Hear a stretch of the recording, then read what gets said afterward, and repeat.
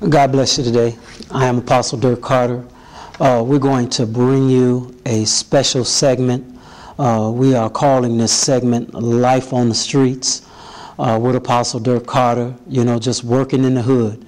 We're going to give you a raw perspective of what is going on in the streets, and we hope to tell the untold story. So often we get the story, we get in bits and pieces, and it sometimes is so partial to what's really happening. First, I want to tell you a little bit about myself. I am a minister of the gospel of Jesus Christ. I'm an apostle. I work with churches in the training. I provide training in the area of evangelism. I am a father, a mentor, an educator, and a very concerned resident of the Roseland community. I have been working on a grassroots level in communities for over 15 years.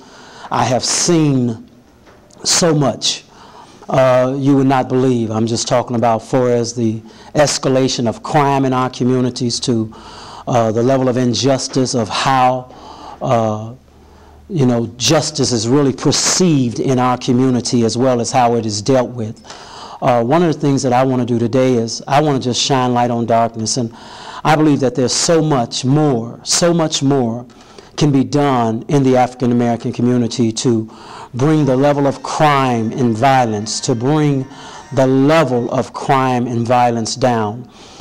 First, let me say that I believe that it is definitely a responsibility of the community to rise up and to assume the responsibility of their community by making the necessary phone calls that they need to make, by positioning themselves, by coming together collectively and with a collaborative effort, coming against crime and violence, the level of lawlessness that's in some of our communities.